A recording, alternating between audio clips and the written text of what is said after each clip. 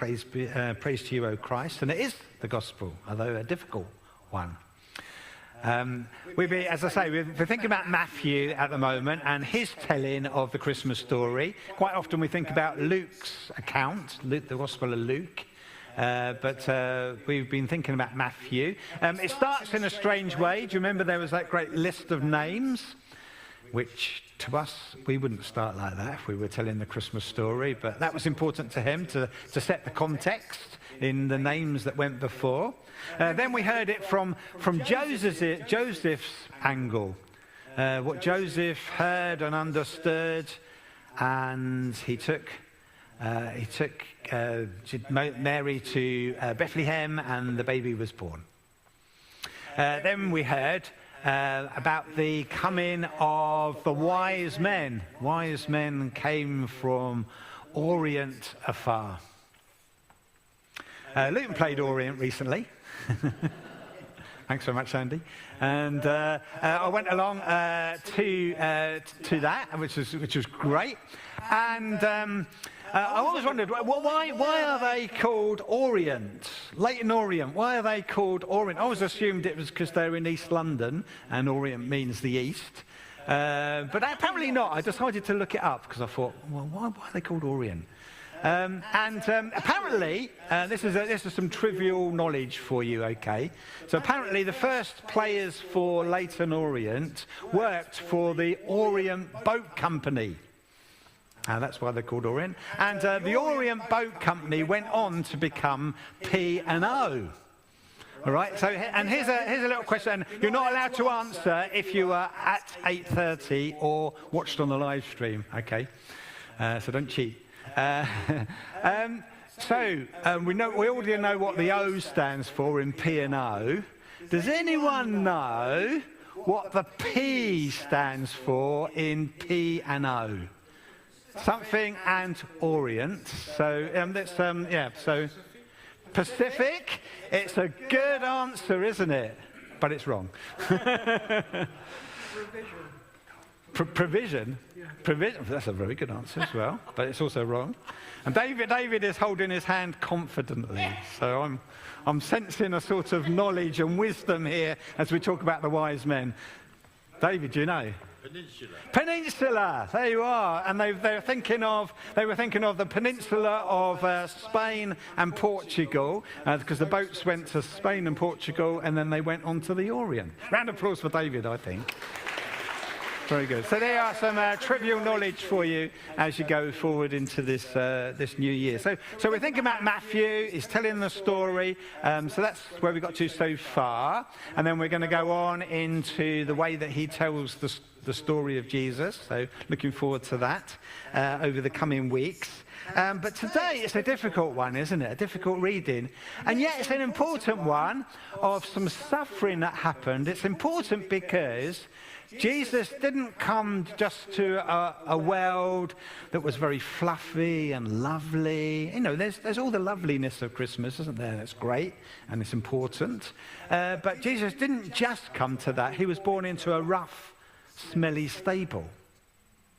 And he was born into a world of suffering. As we think about suffering in our own lives, maybe family, friends, or around the world, and we see some horrible things on the news screens and everything, that's the world that Jesus came into, to be alongside us, with us, and to redeem us into the future.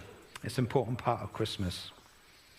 Now, does anyone remember, those of a certain generation, a game called Snakes and Ladders? Yeah, you remember Snakes and Ladders. I don't know, can you still get Snakes and Ladders? Is anyone, is that still around? Is that still a thing? Well, I thought we'd play a version, because I didn't know how many children would be here today, but we've got a few children, so we thought we'd do that. So I need 2 children, 2 volunteers. I've got all hands. Well, I've got one here. Now, it involves climbing up, so I'm not going to have you, Zena, today. I have you for another time, so we have Delight there. So if you want to go at the front, and let's have Abigail this time, okay?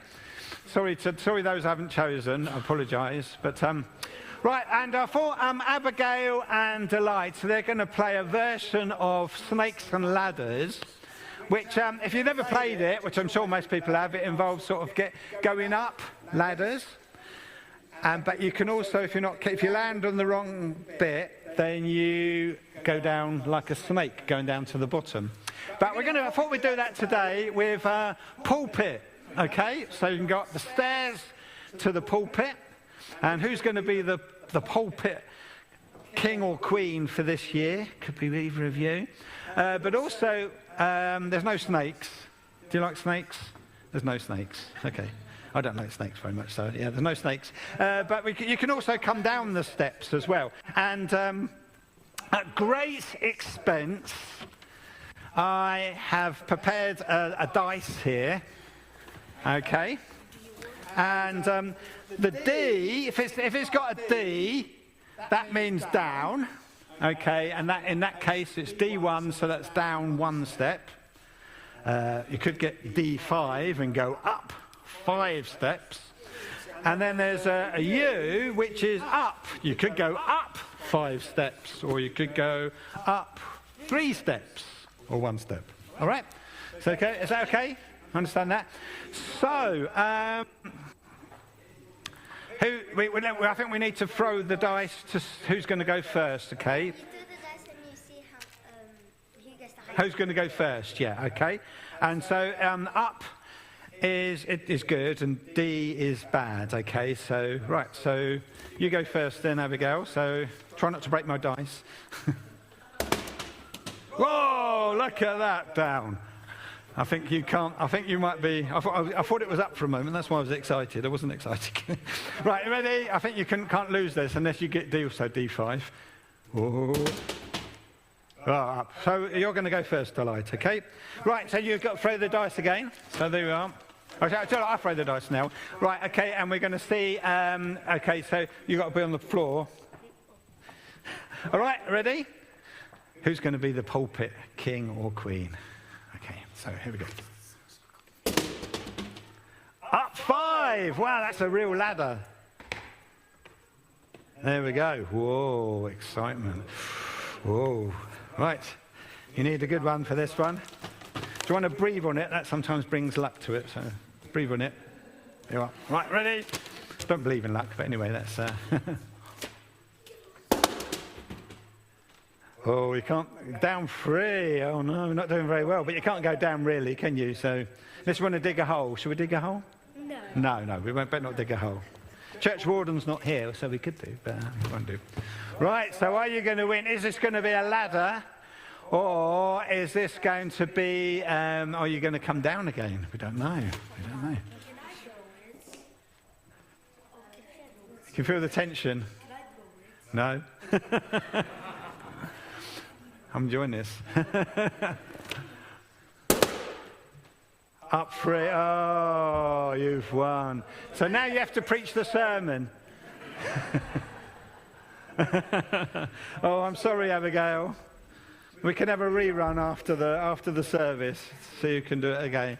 Anyway, round of applause for Abigail for being a great contestant, and Delight. He's really going to preach the sermon. So. Right, you can come down now. Thank you very much. Thank you. So it's a version of Snakes and Ladders, going up and going down. We didn't have 2 minutes. We only had Abigail went down, but she couldn't go down, if you know what I mean. But now sometimes life is a little bit like that. I think the reason why Snakes and Ladders was quite a popular thing, life can feel like that, can't it? It's, you can suddenly go up, or you can go up gradually, or sometimes things bring you down as well. And that's a theme in the Bible as well. If you read the Old Testament, I don't know if any of you are planning to read through the Bible this year. If you read part of the Old Testament, or several times, it talks about times when they seemed to be in decline, when things were difficult. They went to Egypt, for instance, which was mentioned in our reading. And then they come to the Promised Land. Down, up. They went to Babylon in exile. That was going down because it was a difficult time for them. And then they returned and rebuilt the temple, and it was a time of return. And the way that Matthew tells the Christmas story, Jesus enters into that going down and going up, part of life. As we go in our lives, sometimes things are difficult, sometimes things are good, but Christ enters into that. Sometimes people at New Year, they have New Year's resolutions, don't they? And they make a fresh start. Anyone made any New Year's resolutions? Yeah. Anyone want to tell us about them?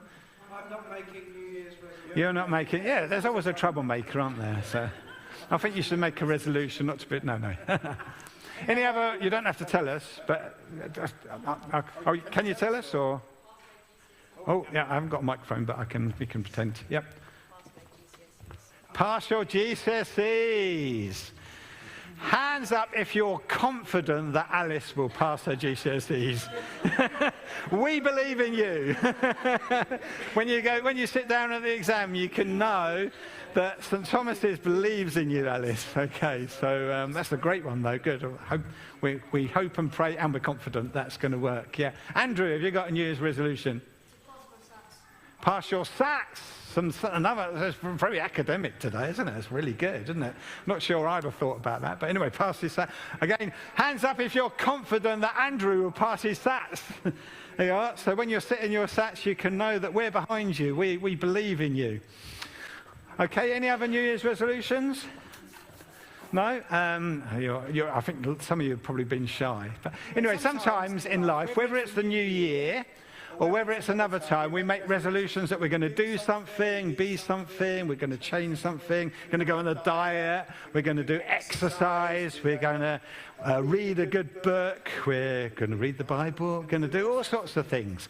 Now, the danger is that the 4th today, isn't it? By now, any New Year's resolutions could well be broken. But I think the best time to start resolutions for the new year is after the first weekend after the new year. So tomorrow, that's when it starts. Because up to now, New Year's and Christmas celebrations, and it's not a good time. But tomorrow, we can start again. We can make a fresh start. And in the Bible, it's a bit like that, where sometimes people had fallen away from God, and then they make a fresh start with God. And we can do that today. Jesus came into the world, and he entered into going to difficult places. He went to Egypt, which was a difficult place at the time for Jewish people, and he became a refugee. There's lots of people in our world today moving around the world for all sorts of reasons, sometimes to escape warfare, sometimes to escape persecution, sometimes to escape poverty, and for all sorts of other reasons as well. And it's a complicated subject, okay? I'm not saying it's not complicated, but in the complexity and in the seeking wisdom for that difficult subject, let's also have compassion because Jesus was a refugee. We need to remember that. Secondly, as we think about the readings today, there was the suffering, the horrible suffering. King Herod the Great was a horrible person. There's been many tyrants in the world since then. There's tyrants in the world today. But he was a tyrant. He killed even members of his own family. So he would have wanted to kill the little children when he heard there was a new king came. There was terrible weeping, as we've heard. And Jesus came to enter into our weeping, to be with us, alongside us, and to ultimately give us hope in that weeping and that suffering. And then lastly, in that reading today, there's the return. Jesus came back with the Holy Family to Nazareth. And there's a little play in words in our reading, because it says in the prophets that he will be called a Nazarene. And there's a little play in words. Matthew's comparing that with being from Nazareth to being a Nazarene. And Nazarene people in the Old Testament were people who made a fresh start with God to be committed to him. Jesus came to give us that fresh start, and we make that today. Amen. And all